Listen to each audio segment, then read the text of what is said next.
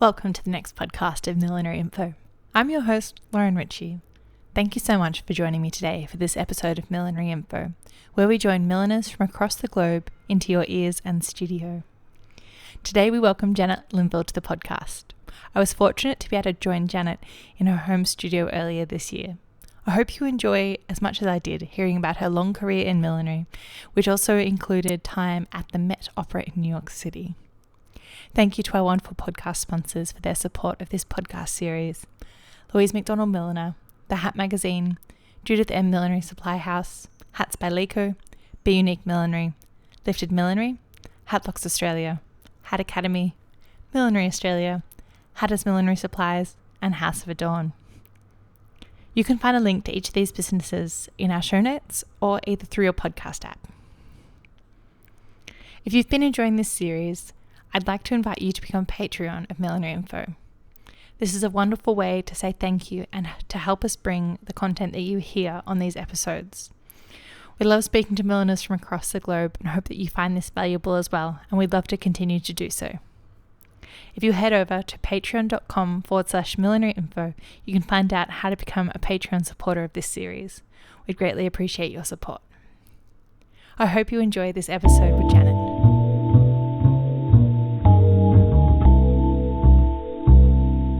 Thank you so much, Janet, for having me here in your amazing studio to talk hats. It's an honour to be here. The question that always kicks us off is, how did you first become involved in millinery? Well, thank you again, Lauren, for inviting me. This is very nice. I got into millinery by complete mistake. It was not intentional at all. I come from a little town outside of Buffalo, which is not a fashion capital by any means, then or now. And I had no thought of it at all. I liked history of costume. You know, I loved Abyssinian and Minoan culture when I was in high school, and I thought I'd go into fashion design. I didn't even think of costume design or theater because, again, I didn't even go to a play until I was in college. You know what I mean? Like, it was like not anything in my radar. So, but I think actually I got through school and I got into theater more than I got into fashion by mistakes. I couldn't get the fashion classes I wanted, so I took I will take the clothing ones in the theater department. And I still like both of those things. I kept a double major. I like both of them. I've never given up either one in favor of the other. But I think my first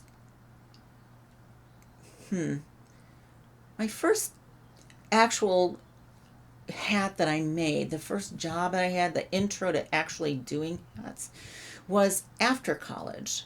A woman who was ahead of me in 1 year in class called me a couple of years after graduation and said, I need your help. She was working in the costume shops for the floor shows in Atlantic City.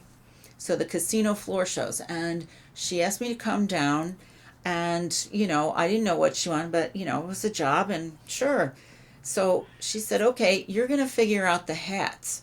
Like, oh, okay. Never made a hat before. Don't know what we're doing. But we had some old hats from Vegas. And what Suzanne Gallo knew about me was that I'm like a terrier dog. I am going to find out what that is. I'm going to run it to the ground until I know what it is. And we just kind of dissected it and figured out, and what's this material and what's that, and let's try this. And it was quite the experiment, and it was like triple layer of double buckram. It was like a rock. And my boss also had this gentleman from the Mummers Parade, which I don't know if it's like a carnival parade that's in Philadelphia. Pittsburgh, Philadelphia. Ooh, somebody's going to get mad at me, but I think it's Philadelphia. Anyway, they came and advised me about, you know, balance and counterbalance on something that tall and that big and how not to hurt your customer, right? And that was a really great intro. And it was lots of fun. But I didn't really like living in Atlantic City. So I got through a weird set of circumstances, my brother knew this guy that knew this guy.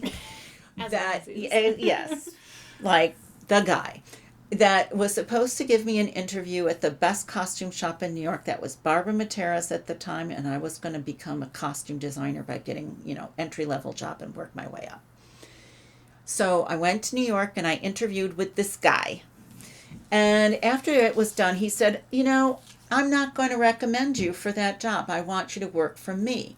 And this guy was Woody Shelp. And Woody Shelp at the time he's passed on now, unfortunately, but he was the top milliner in New York. He did the chorus line top hats. Those are Woody's. He did every big Broadway show. He did the original Great Gatsby costumes with Robert Redford and Mia Farrow. He did the original Murder on the Orient Express.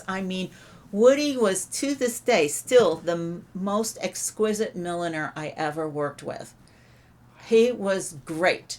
And, at the time I thought, I'll just work for him for a little while. He was subletting space from Barbara Matera. I'll get to know the people and I'll get the job I really want.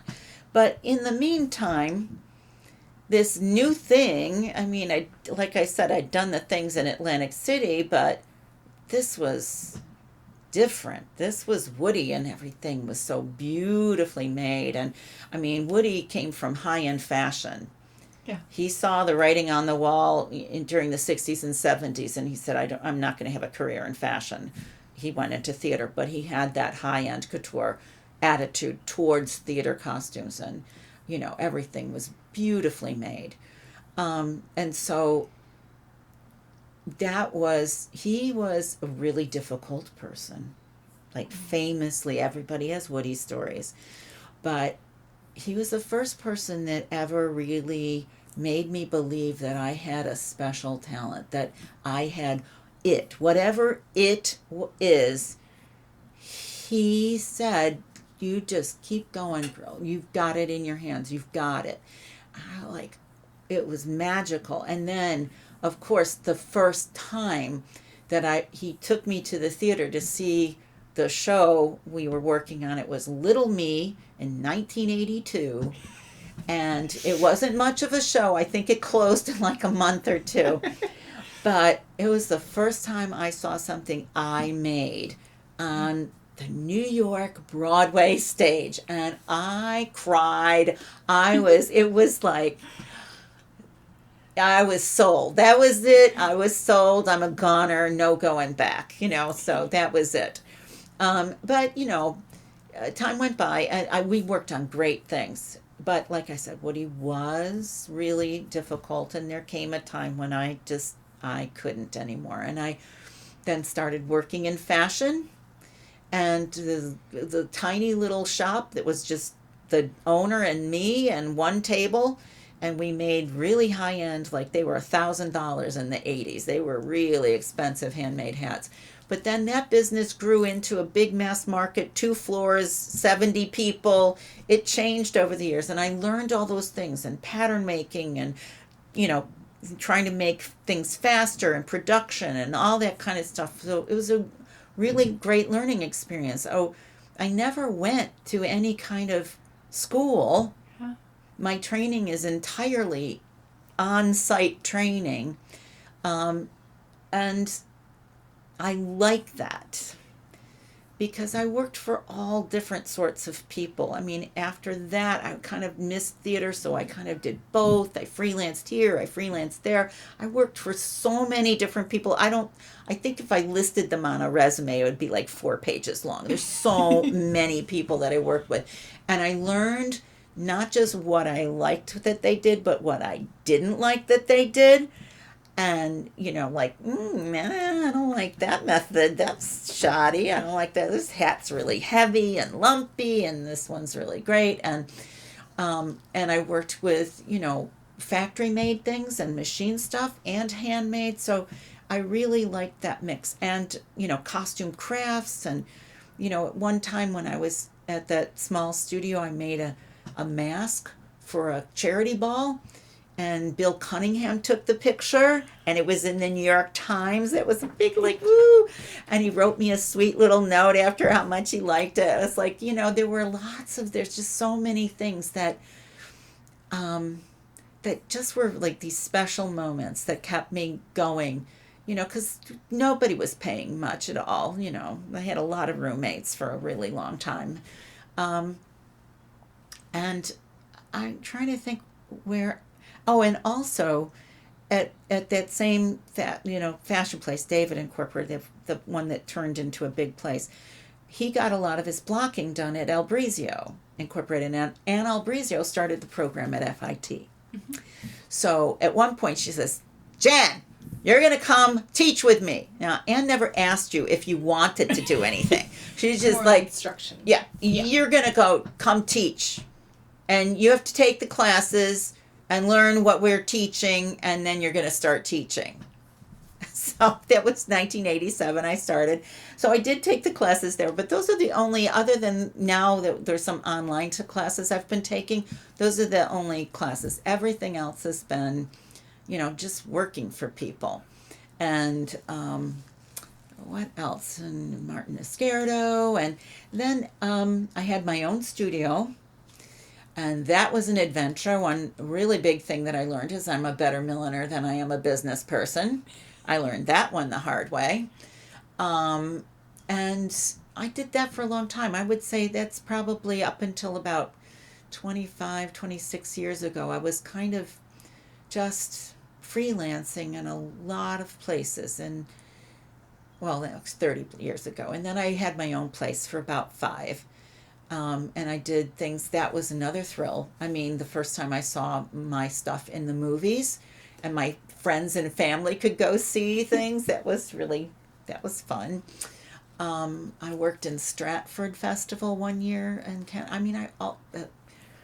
Santa Fe Opera. I just liked to work with a lot of different places. I figure Woody once told me about the apprenticeships. There used to be apprenticeships in millinery, and there aren't anymore. At least in this country, there aren't any, and there wasn't at the time. And they would last 7 years, and you'd work your way up from sweeping the floor to doing the last thing you learned was turbines, I think. And since there wasn't one, that was one of my things. I wanted to make my own apprenticeship. So that's my strategy. I wasn't like just non-committal or easily bored or anything like that. I really had a purpose in that. And, everywhere I went, I learned things. Like Stratford, that was when I was probably 86 or something. And that was the first time I'd ever seen thermoplastics. They were using it. I was like, what is this stuff? And now everybody knows about it. But back then, even up until not that long ago, it was very uncommon for milliners to use it. It was costume crafts. But, that kind of thing. It's like I had to go back, and I got a job in a place like Martin Iscardo where you could use it. And I was like, you got to try this stuff. This stuff is cool, And so that's the thing. I like toys. I like to play. And I like new stuff. I like to play with stuff, experiment. I go to hardware stores, anywhere, like surgical supply places.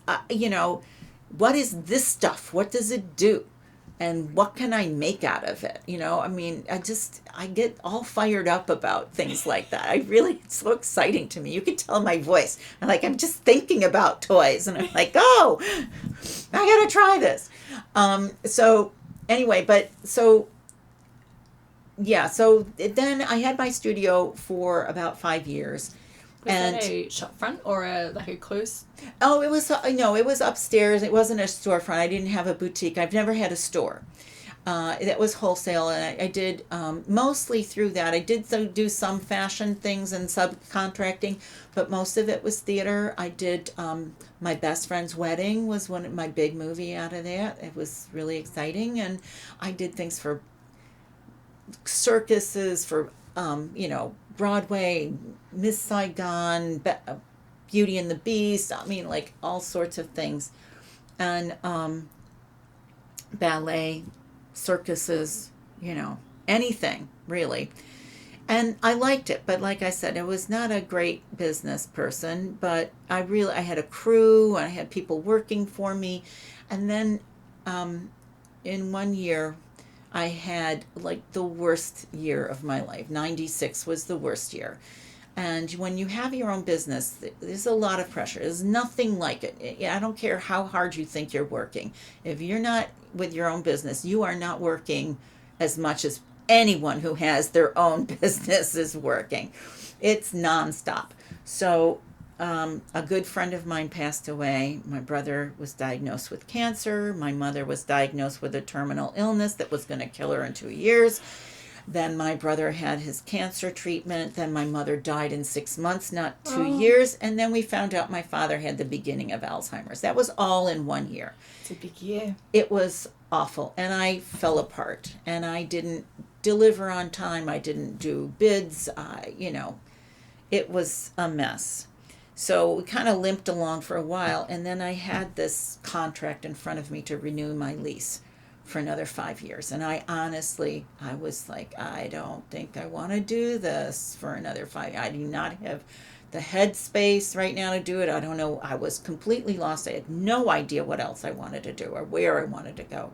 And then a week before that deadline, I got a call from the Metropolitan Opera offering me a job interview for the millinery position. And I thought, hallelujah, that's what I'm going to do. And they had, I could take sick days off from my dad if I needed to. And it was like a union job. Well, it wasn't actually a union job at the time, but it had some benefits and things and health insurance and, so I said yes. And that was in 1997.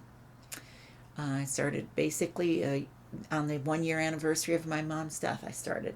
So, and I was there until October of last year. So it was about 35 days short of 25 years. Amazing. So, yeah, that was great. So this is like, you asked me one question and it's kind of gone through the whole thing, but that's kind of how I got into it. I mean, I honestly didn't set out for any of those things, but along the way, I had really horrible self-esteem, but along the way, there have been people who had faith in me and saw qualities in me, like Suzanne at first bringing me into Atlantic City, and then Woody, and there's just been things, even the Stratford thing, like they just called Manny's Millinery Supply and do you know anybody? And they knew me and I was like, oh, I'll go there. It was just, they're just crazy coincidences. And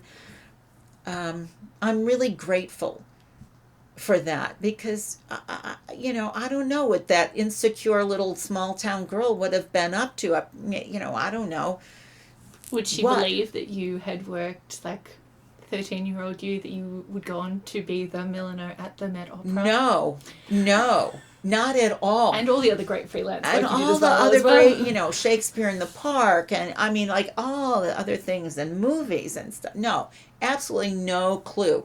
No clue. I will tell you, we used to laugh at opera singers on the Ed Sullivan Show, and like, oh, they're so weird. Oh, those voices are so weird. But I have grown to love it. It's really exquisite. So yeah, the little unsophisticated, insecure girl has changed quite a lot. And now, I'm still changing. I have retired from the Met, but I haven't retired from teaching. I'm still teaching. That I started in 87. I haven't even counted how many years that is. That's like it's the longest job I've ever had. And I love teaching. I come from a long line of teachers. It's a family business, basically. So I never thought I wanted to do it. I was thinking high school students, they don't want to do that. They're can't wait to get out of school. I don't want to do that. But college and the college students who are opting to take my class, no one's required to take it. And it's really been rewarding. I love it. FIT's been going through ups and downs, with enrollment like every other college has. But as much as I hope to give to my students, they give me an equal amount. It's so invigorating when they're asking me questions. And I think any teacher has those moments when the student asks you a question and you have to stop and wonder, like, well, why did I say that? Why is that? Is that really a rule? Or is it just what I'm accustomed to it? What I was trained in. And that is, again, the part of my career that I like is that because I work for so many different people, I'm not set in any one way. I don't think there is one way to do anything. And give me a really great machine finish over a bad sloppy hand finish. That's great. I'll take that too.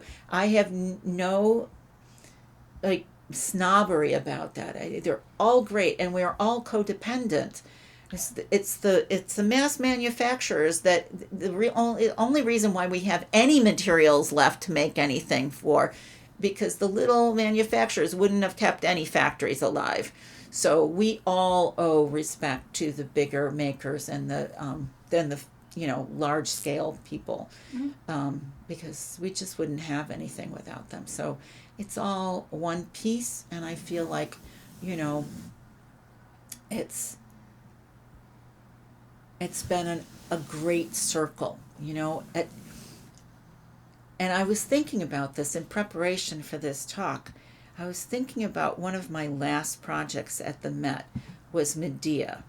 And, there was the big famous 30-foot long veil that got a lot of press and a lot of pictures in the Times and everything. And it was quite the endeavor. I have great pictures of little tiny pinprick of me with this giant, veil that ate Manhattan.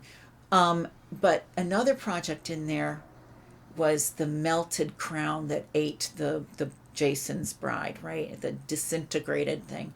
And what I used in that was a technique that Desmond Healy taught me back in the 80s when I was in Stratford, about how to use brown paper packing tape and wire to make these beautiful leaves out of nothing, just the packing tape and wire.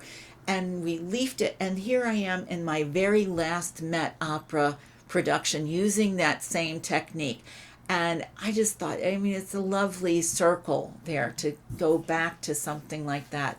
And that's part of what I want to do now, is continue the teaching, to pass along little things like that, and to honor the people that taught me. And, there's just so many things out there. There's so many things.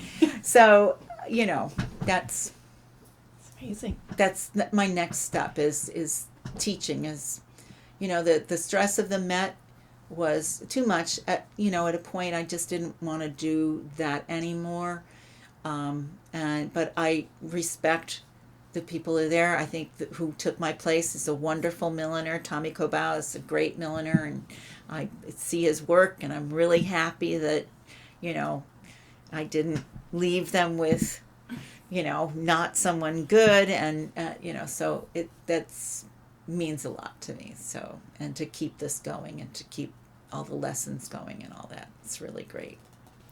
But there have been, like I said, with that coming around in full circle, and the veils, at the Met I made a lot of veils. There's a lot of veils, and there's a lot of nuns. Yes. No singer likes nuns. There was always like, oh God, it's a show with nuns. Oh no.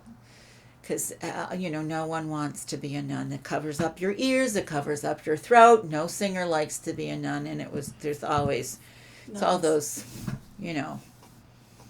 Italian opera librettists and composers. Nuns are in their life, and there's nuns. But there was always the not another one, but and a lot of veils and beautiful hats, and so many different designers from all over the world that I got to work with, and that was so much fun. There was just standout ones like John McFarland was one of my favorite designers. He really respects the artistry of the people he works with, and we worked, I don't know, 3 or 4 times, I can't remember. And I loved working with him, and people like Mara Blumenfeld, who just were like, this is kind of what I want. And that was fun. That was Rusalka, was a wonderful production. And she just wanted them to look like they came off of the woodland floor, the forest floor, right? They just rolled around in twigs and sticks, and that was not made with any millinery materials at all. We were at the beauty supply, we're at aquarium supplies, we were like all of like sticks, twigs, whatever. And that was, just play with it. And that was fun. And then there's the designers that want everything down to like the 1/4 of an inch. And so again, it was like just a wonderful variety. And so to a point, I guess I have a short attention span. I don't think I would have liked to do the same thing every day, and I didn't have to in theater. So, that was, yeah, those were great things. And, and I got a couple, right before COVID, I guess it was 2019 or 20, I got to make a hat that had to go on fire. It was the Così fan tutte set in the Coney Island sideshow. So there were snake charmers and sword swallowers, and there was the fire eater. And yeah, I had to learn how to make a hat that would burn. And then do it again and then go out. Yep, same hat. I had no idea. I mean, learn these things. This is one of the reasons I urge a lot of my students to just work for theatrical milliners for a while, because they do some weird, wacky, crazy things that you're never going to get in fashion. So, there are people in New York, well, all over the world, that there's rules about if you have flame on stage, any kind of flame, or this woman worked at the sideshow, but she also worked in hotel lobbies if they have some fire effect. She worked in a strip joint if they had some fire effect. I mean, anywhere.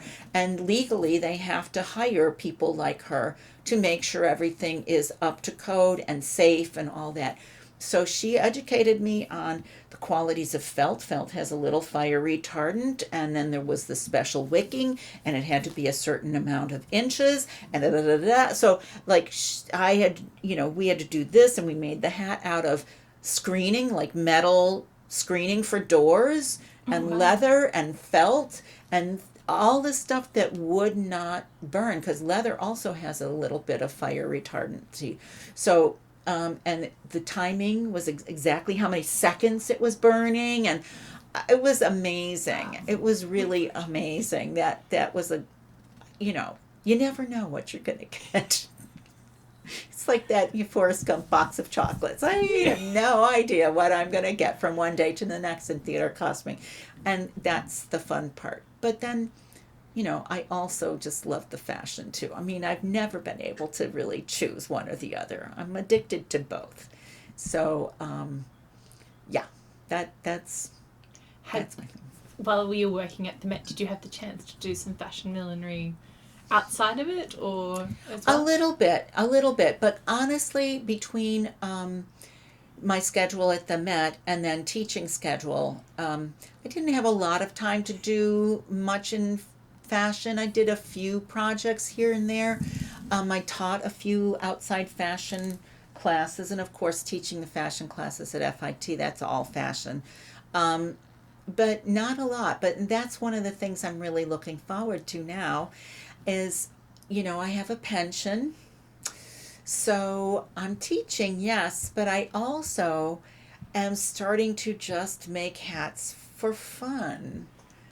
And like, what do I like to do? Because for many years I was creative. I was making hats, but it was, at the opera, it was another designer's designs that I had to realize. Yeah.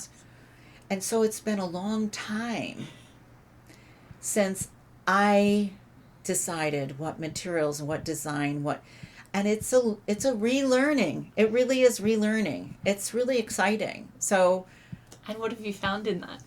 Well, I really liked sculpting things. I like playing with proportions and doing things a little bit differently. Um, I am trying to I'm actually taking a little break from hat making for a little bit. I started taking a drawing class Yes. because I wanted to step back from the three dimensionality of the hats that I've been making, because I thought I would kind of start going back into those worn roots and do the same thing. And I wanted to kind of break it and then do something like just drawing and do experience my creativity in a whole different way and then reapproach. So that's one of the things. But I'm also choosing the classes that I want to teach. Like, I mean, I love wire work. You can see I have a Yes. few wire work things around my room, and I love doing that. It's, again, a technique that is impractical. It's not particularly cost effective. Not really. But it's really fabulous. I love it. And I love cut and sew hats too. I really love the modernity of being able to have a hat, like complete opposite of the wire work thing. So, you can stuff it in a pocket and go. You can put it in your suitcase and go, which, you can't do with the wire work. Although the wire work is Pretty sturdy too. pretty sometimes. sturdy. Yeah. Pretty sturdy. I wouldn't put it in a suitcase particularly, but it is very sturdy. So, yeah. Those are my favorite things. I haven't really gone into the fascinator stuff. I've been enjoying taking classes. Louise McDonald has her pom-pom class, and I have a personal love for pom-poms. It's one of my favorite things, pom-poms and tassels. I do love them. So that's been fun doing things like that. I might take a flower making class when I get my arm back. I think it would probably be difficult with one hand. Yeah, but I'm doing things that I haven't had the practical time to do, and just kind of approaching it slowly. I don't have to rush. The wonderful thing about being on the pension is I don't have to make money at it, right? So I don't have to worry about that at all. I mean, I don't want to lose money. I don't want to go and, into debt for an expensive hobby, but I don't have to worry about that. I can take my time and re-examine. It's been a long time since I was doing my own thing, and I've changed as a person, and what I want to do has changed. So I'll let other people do the cinema and the fascinators for the while. I think I'm going to do some wire work and I want to play around with different shapes, like my 8-piece cap. I love that as a shape, but there's so many things you can do on all those 8 seams. It's got a possibility, and each and every centimeter of those 8 seams has possibility for change and experimentation. So things like that. It's like, again, it doesn't have to work out the first time. I'm not on a deadline anymore. And when you're at the Met, I know every designer is a little bit different and all that, but what would be a generalization of the process of working on a show there? Yeah, and it's changed a little bit over the years, which is one of the reasons it got a little bit more remote, which is one of the reasons I didn't want to stay so much longer anymore. But at the beginning, you would sit down with the designers, you'd have a long meeting with them, and they'd go over what their idea was. They'd give you research pictures just for a feeling. Sometimes it was specific. I want that hat. It was sometimes.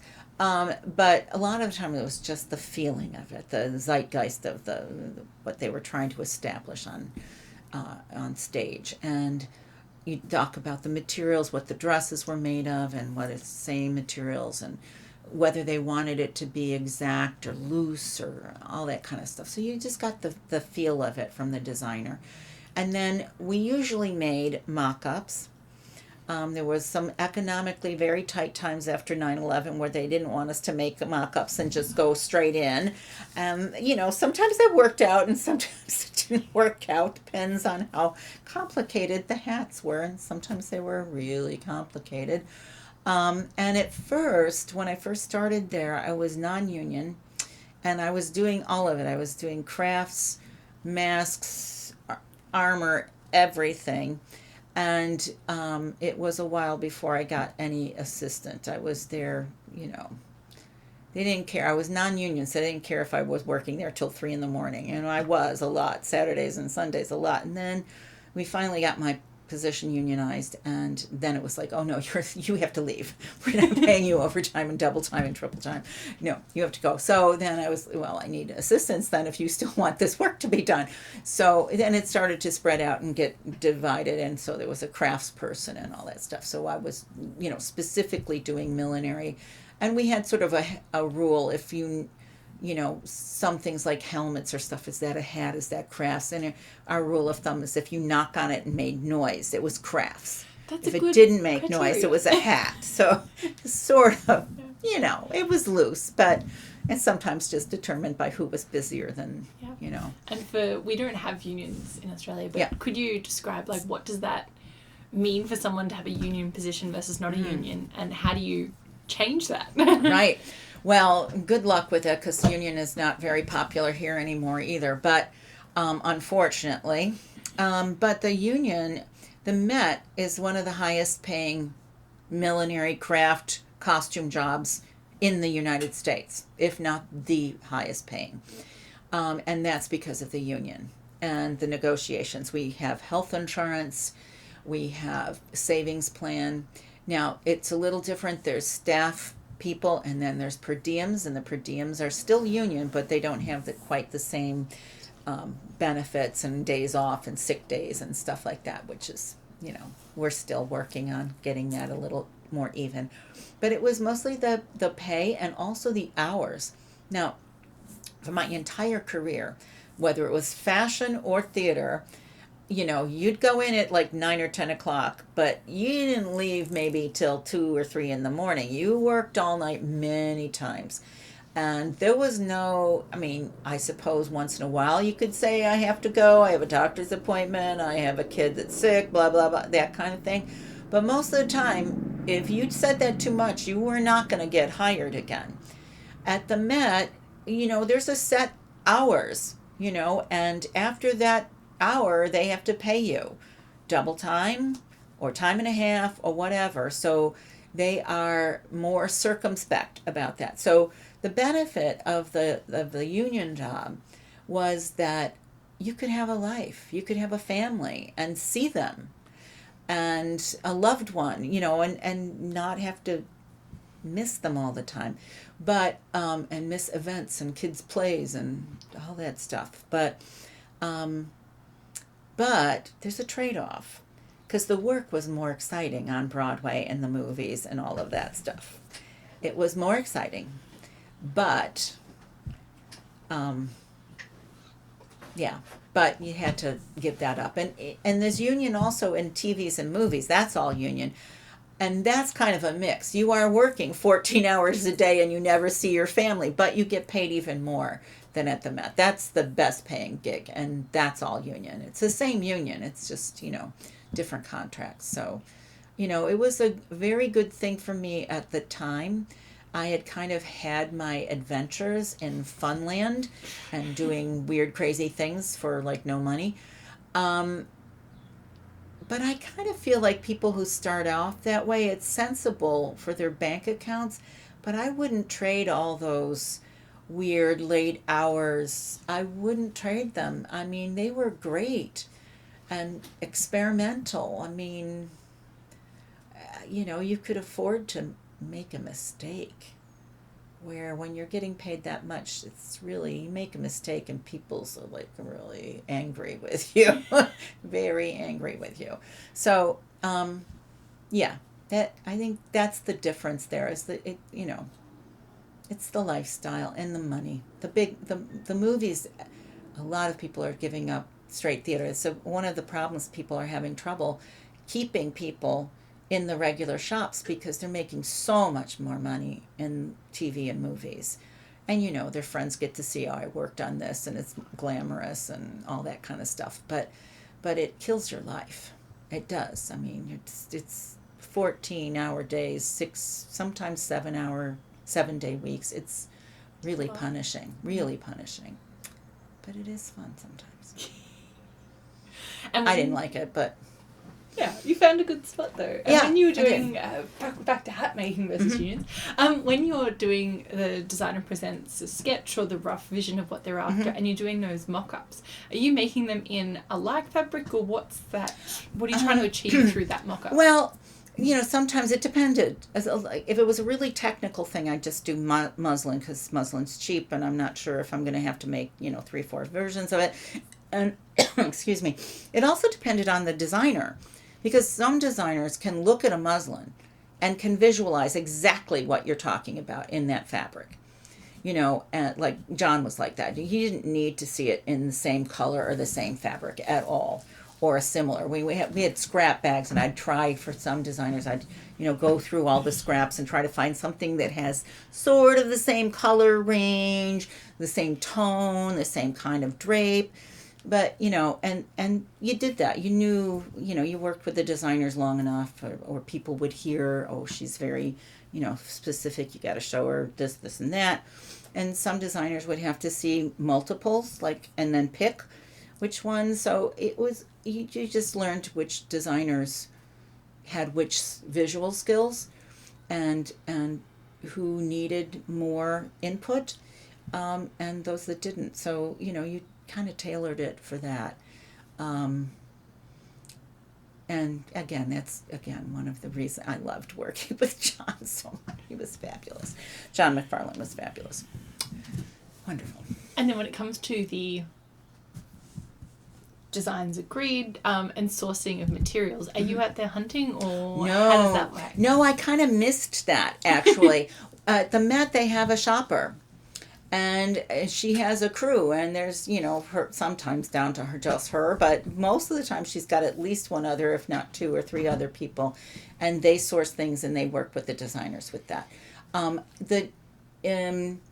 I would usually, oftentimes the designers would ask me what kind of fabric you think would work with this. But honestly, one of the changes that they made that, again, I was not real happy about was less and less direct with me and more with production managers. And so there were designers who never asked my opinion about what fabrics or anything. I just got sketches and got told, make these. So, that took away the collaborative aspect. And I think anybody, it's true in design, fashion design, but it's really true in theater, that if you get into theater, I don't care if it's acting or whatever, the collaborative process is what you're addicted to. It's what you love about it. And taking that part away, or lessening, let's say, it wasn't completely taken away, was sad. It made me sad. I missed it a lot. So yeah, I didn't like that. And now I was working on, some projects for myself after I retired, and I went back into the stores, and, well, first of all, half of them aren't there anymore because, whatever. That's the way it is. But just going in and talking to the store owners, and, oh, I like this, and what's this called? Again, it's sort of like, what's this called? Like, oh, what is this another toy? What is this thing? And how do you use it? And so going out and shopping in person again was, it's an adventure for me. It's going back to what I liked a lot about that. So, I have no regrets about the Met. I loved working there. Towards the end, it just wasn't what I wanted to do anymore in my life. I mean, if I were 20 or 30, I might want to do that. But, I'm getting towards the end of my life, and I'm like,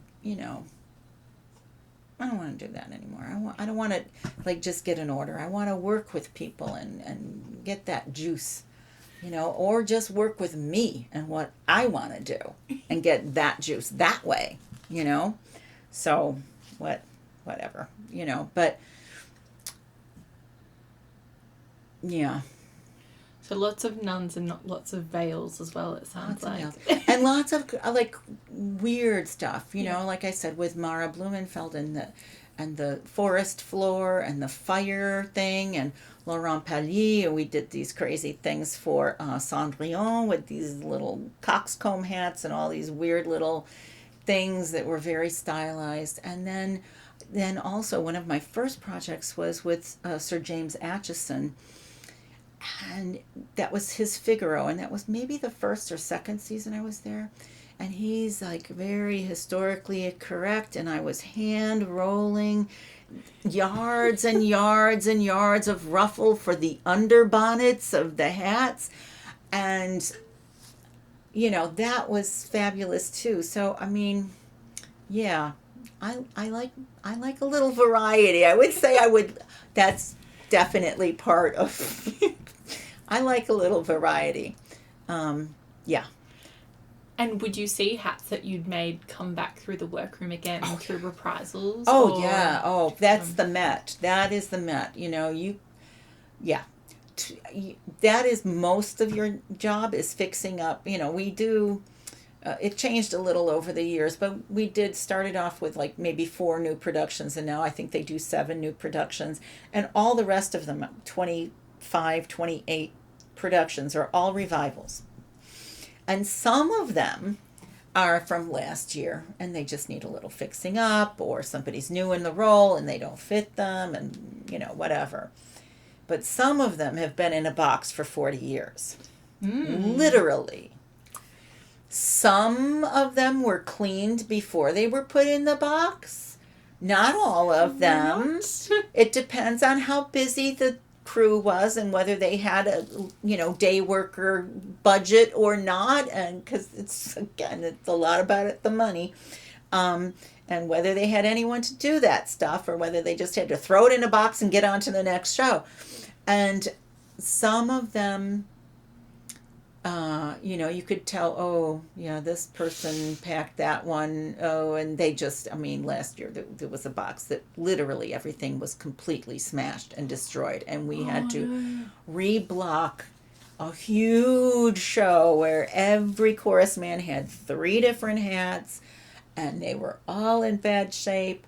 But then there were also hats when we opened up the box and there was nothing there but fluff, because the moths had eaten the entire box of fur and fur felt hats, and there was just fluff at the bottom.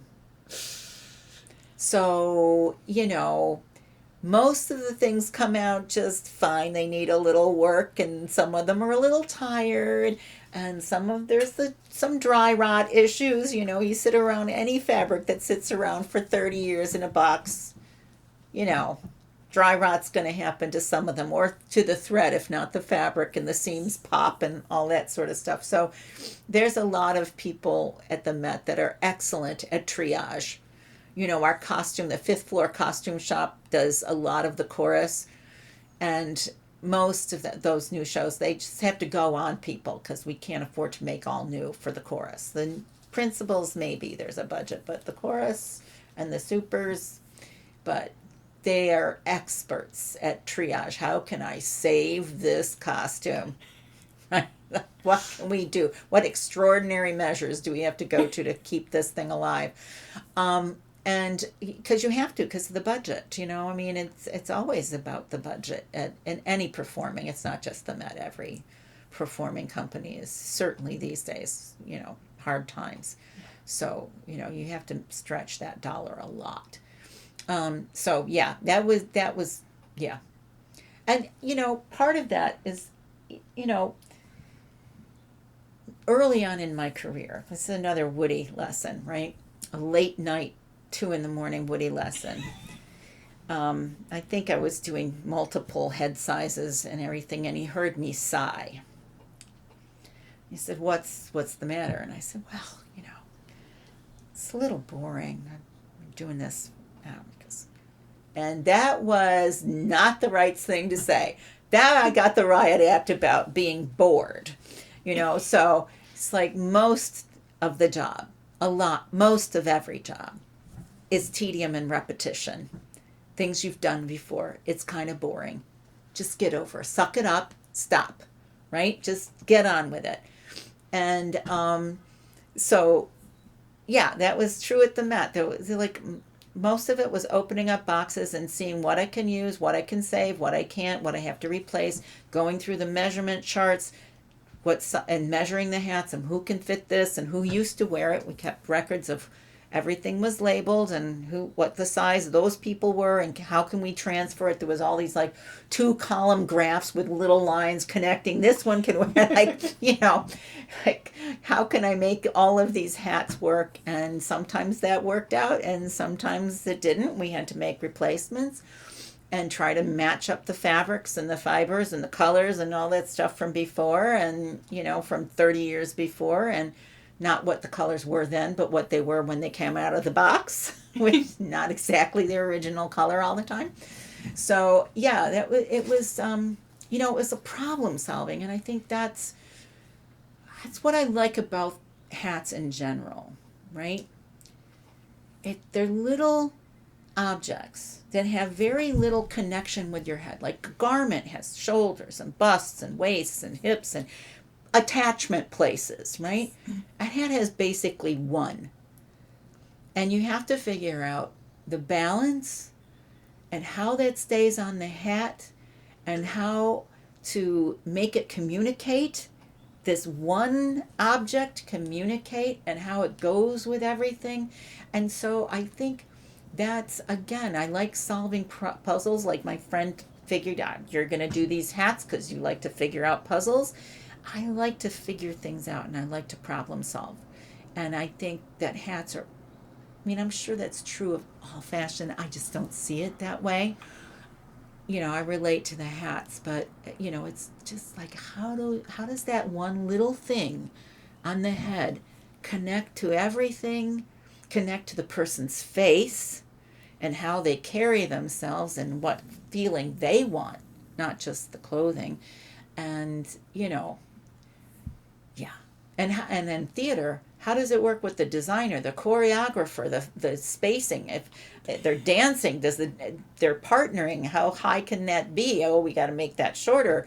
There was a hat once I made, a beautiful tricorn, fabric covered buckram tricorn. It was gorgeous with big ostrich feathers and everything. And I got called down to stage to look at something. And in the course of the action, they threw it into the fountain and it had real water in it. Like, you put my silk covered buckram hat tricorn in a real water? What? Like, you didn't think I would need to know that? I could have made it out of something else if I'd known it was going into water. So, again, the big problem solving. That's a big problem. Yeah, that big problem. I've had hats used as weapon to beat someone. It's like, can't put a wire edge on that one because he might get a wire in his eyeball. So let's not do that. So yeah, exactly. There's been a lot of, and how to burn something on stage. That sounds like that's a pretty amazing one. Yeah. Did you always get to see the productions of the hats, or did you get to a stage where you just... No. Early on in my career when we were doing Broadway, you always got tickets to see them afterwards. And once in a while you'd go down, if there was a problem, you'd go down and see dress rehearsal or previews or something like that. But the opera, no, we almost never saw anything. And it was really different for me because Stratford, we were required to watch rehearsals in many places. That was part of the deal. You needed to go because you were responsible for whether that worked or not, and whether that you would see, that's not staying on the person's head like that, or it wasn't placed by the wig maker right where you needed it to be, and all that kind of stuff. You were responsible. But at the Met, there's an in-house designer who's lovely, Sylvia Nolan, very hard job. And she's responsible for making sure everything looks the same for the rep productions, right? That the designer's idea continues. And she would look at it, and her assistants, and then there were production managers. And that role of the production manager increased, and they would see it. So I almost never saw anything in dress rehearsal unless it was a real technical issue, or if the designer was like, I want you to see it. And they would insist that I get to go down there. But again, because we were getting paid a lot of money, they didn't want us just hanging out there. There was other people's jobs. So occasionally we would get tickets. Most of the time we got tickets to the things that weren't selling, but whatever. We did see them. And once in a while something was really important to me, and I would say, I'm going to get a ticket for that. And we would get discounts and, house discounts and things, and I would go see it. Like I saw Medea. That was my last show, and I was like, there's no way I'm not seeing Medea. And I saw my fire co-see because I needed to see the fire happen. There were things that I didn't actually do that much on that one show, but I loved the aesthetic, and I was like, I definitely go see it. So over the years, like I said, when I was a kid, we were making fun of opera. It was really like the screechy, weird stuff, crazy. But it's wonderful. There's still things that I don't like. There's a lot of there's a lot of range within opera as well. When yes. you say opera, it doesn't necessarily dictate one type of music either. No. There's a lot story. of variety, and it's weird. Like I love Philip Glass operas, but I could not listen to Philip Glass just music. Drives me crazy. But the operas I love. It became very personal about that sort of thing. So, and then, also the teaching gets very personal too. One of the really standout times when I was teaching, like I said, it's been a long time. So there's a lot of professionals out there that started in my class that, or took one of my classes. And, I used to live in East Village, and there were two guys downstairs from me, two drag queens that had this kitschy store with Barbie lunch boxes and stuff like that, And one day they were like, "Oh, you have to come down, come see. I got something to show you." And they're dragging me down the street, a couple of doors down, and I look up, and there is one of my former students had opened a store, and that was Barbara Feynman, and years later, she had that store for a long time. That meant a lot. Like one of my students had started their own brick and mortar. It was great. And then after many years, she decided, I'm slowing down. I want to get somebody in here. And so one of my other students I recommended, and that was Julia of East Village Hats, Julia Knox. So, again, I feel like, I feel like I've been participating in such a great history, from these little shops and little fashion. I saw when I first started, there were lots of stores, and now there's really hard to find. So that's changed a lot, and online, and then there's online classes, and it's just so different. And I'm so glad that. I wish there's times when I wish I'd started when there were lots of materials in the heyday of millinery and all that stuff. But I think one of the things I always want to get my students to do, right, is to keep their minds open, right, to different materials, different methods. Don't close your mind to anything. Don't close your mind to glue. It's not evil, it might not be for every application. It might not be the right glue for this. Don't, whatever. But, there's beauty. I don't want to discount completely handmade hats, but I don't want to discount factory-made hats either. And you shouldn't close your mind. You should learn how to use those the millinery machines. You don't know what you're going to do. There's a milliner, Lola, that I love. And she started very high-end in the East Village, very high-end handmade hats. She was the hottest thing in town, and she was for a decade, and she loved it. And she never wanted to do wholesale, only, brick and mortar. And then she just kind of stopped wanting to do that, and she went into wholesale, and she's wholesaling hats now. She just changed her mind. And so you don't know if you're thinking you're going to have a career for 20, 30, 40, 50 years. You're not going to be the same person at the beginning as you are at the end. You're not going to want the same things. You're not going to see the world the same way. And the world will change around you whether you like it or not. And there'll be different materials. There's things that I love, but are not being made anymore. End of story. Can't find them nowhere in the world. Forget it. But there's new things. Are they as good?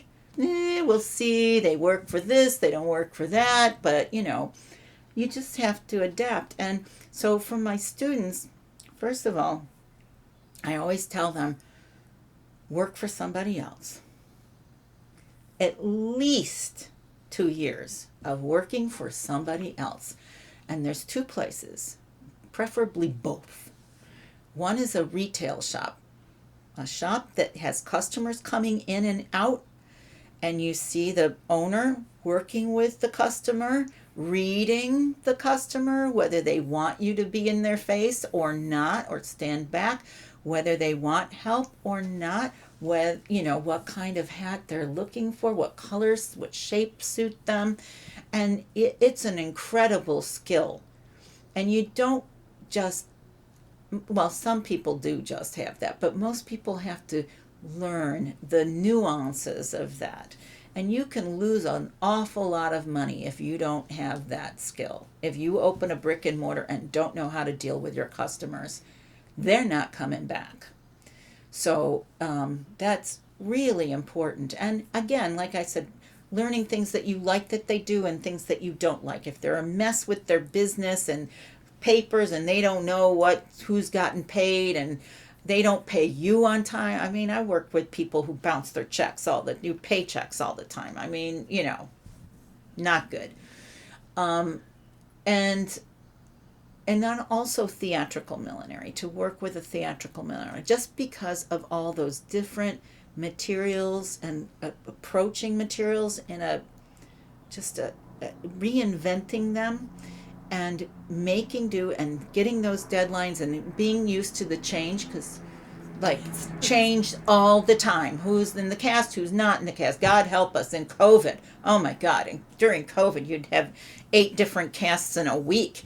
It was like, oh my God, it was so hard to keep up with. But the materials and the period costumes, the details that you wouldn't necessarily get. But then you can go, and if you're working in fashion, you can incorporate those kind of things and those materials, and it's not what everybody else is doing because you have this different kind of experience. And, you can go into a hardware store and see things, oh, I can make something with that, and it's like, $2.50. It's this little weird thing, but that would make a great decoration. I like the shape, I mean, that's what I always, my students, it's just like, yes, take all the lessons you want.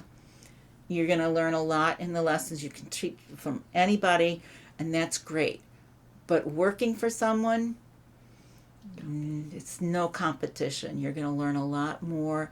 You're going to refine that. You're going to make choices, and you're going to find your way of doing things. Because again, if there's anything I learned in my motley bag of my experiences, is there is no single way of doing anything. There's a lot of right ways.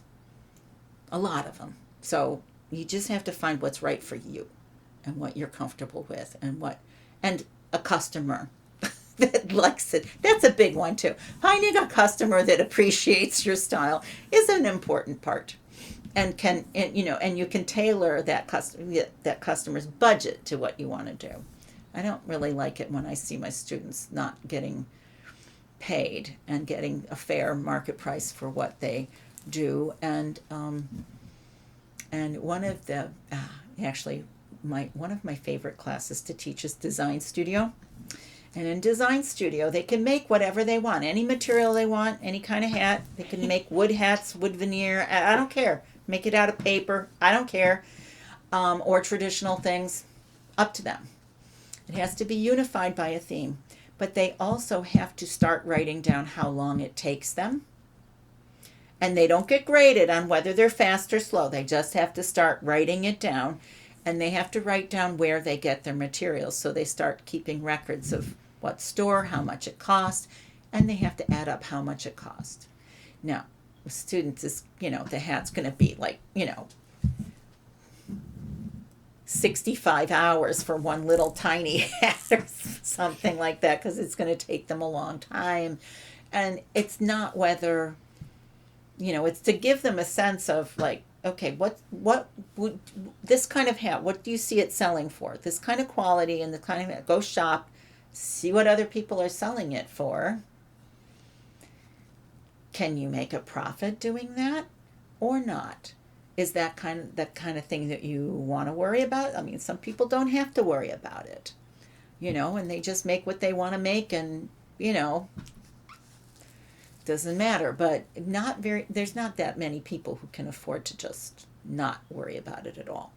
So, I want them to get started thinking about, the practical aspects of it too.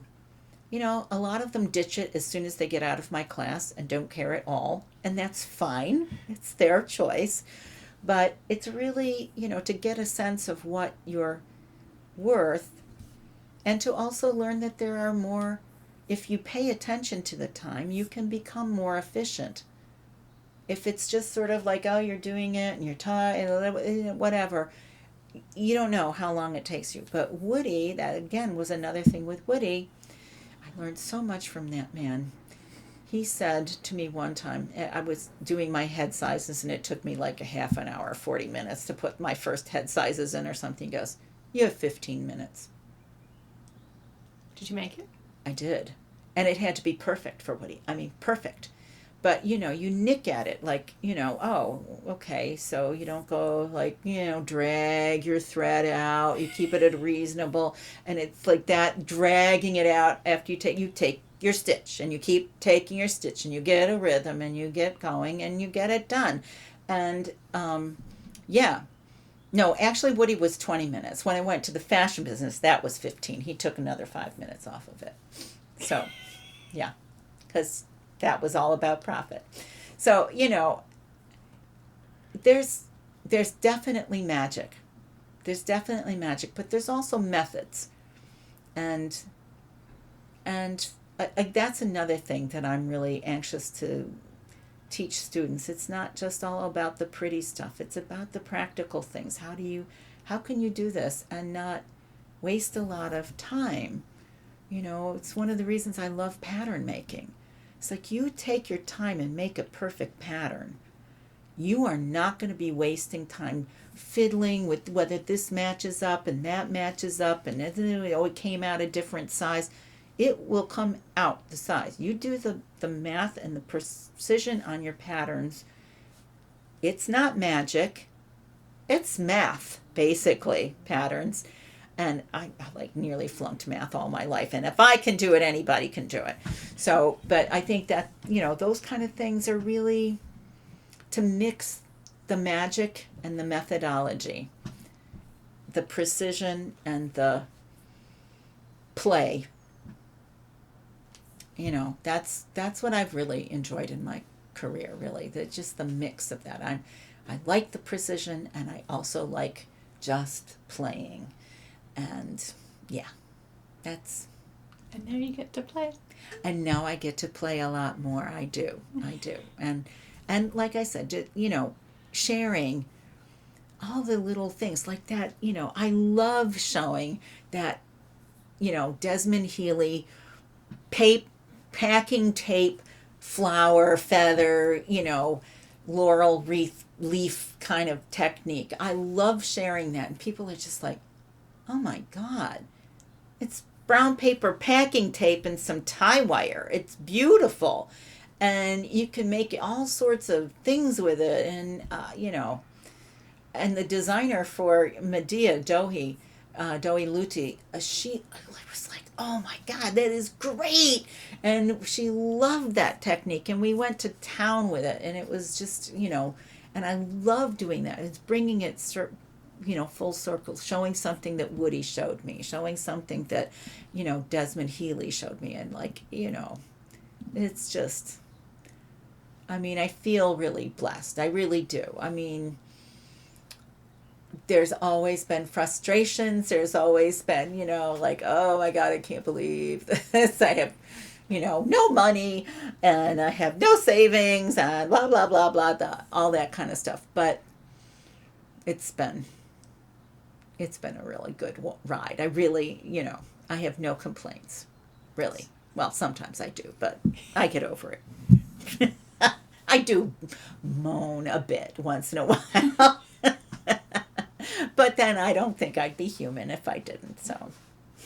Well, thank you so much for having me here and sharing your amazing story. We can't wait to see what your play and what a Janet Linville looks like. I know. I've never entered any kind of competitions or anything. I was like, maybe I want to do that. We'll see. Exhibitions, that kind of thing. I don't know. We'll see. We'll see. Thank you. Yet to come. Thank you so much. I really appreciate it. It's really been fun talking to you about this.